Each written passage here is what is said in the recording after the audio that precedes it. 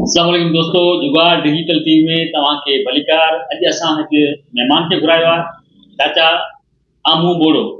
उनखां पुछंदासीं उनजी ज़िंदगी बाबति त उन्हनि जो छा चवणु आहे। चाचा, ॿियो ख़बर आहे वक़्तु कीअं पियो गुज़रे तव्हांजो? चाचा, वक़्तु कीअं पियो गुज़रे तव्हांजो बाबा? वक़्तु कीअं पियो गुज़रे? वक़्तु कीअं पियो गुज़रे? अल्लाह जा करम, अल्लाह जा करम, शुक्र शुक्र। ॿियो ख़बर आहे रोज़गार तव्हांजो कीअं पियो हले? रोज़गार तव्हांजो कीअं पियो हले? रोज़गार रमू वारा असां ठाहियूं कोन बा।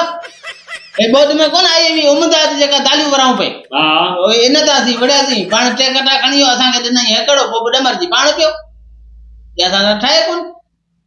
नाज़रीन, हमरा थोरो आहे कननि खां गरो। उनखां असीं जॾहिं हिकिड़ी शइ पुछूं था त ॿी जवाब थो ॾे। ख़ैर को मसइलो कोन्हे, असां पंहिंजे सुवालनि खे कंटिन्यू कयूं था। चाचा, ॿियो ख़बर अॼुकल्ह तव्हां छा पिया कयो? चांहि प्यारी अथव या पोइ तुंहिंजी वॾी महिरबानी। बाबा, चांहि अचे थी, भवी ठाराइण जो को मसइलो कोन्हे, चांहि तोखे मिलंदी। हाणे इहो वरी ॿुधायो त तव्हां हीउ जेको हींअर तक़रीबन बेनियर इनकम सपोर्ट प्रोग्राम में पैसा हलनि पिया, जेको तक़रीबन हर माण्हू खे मिलियो आहे मुंहिंजे ख़्याल में, त तुम्हारी माई खे मिलियो कोन मिलिया आहिनि?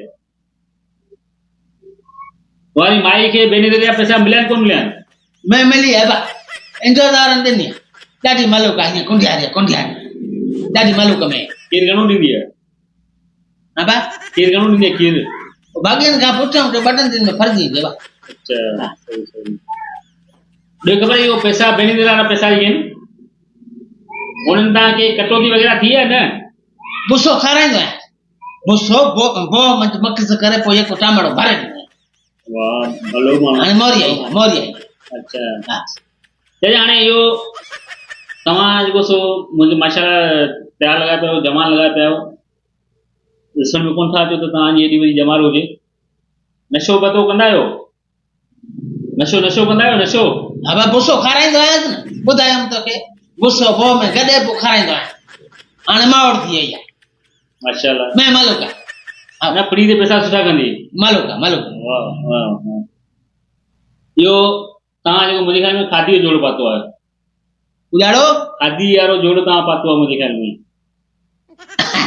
मुंहिंजे रोज़ जी ॻाल्हि कई आहे पोइ हाँ, आऊं पोइ सोचां पियो त शादी ॿी करे, पर संग कंदो सुठी आहे में इहो इरादो बदे। कोशिश कर अलाह खे कंदो। दुआ कर शादी ॿी बि करे।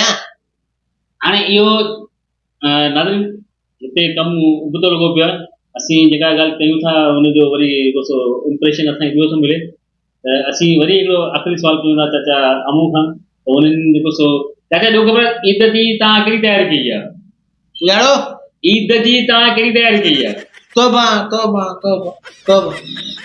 इज़्ज़त वारनि ते ज़ुल्म करे छॾियो, इंतहा थींदी आहे बेहयाईअ जी अबो, पर इज़्ज़त वारनि त सफ़ा लाणा लूहा करे छॾिया।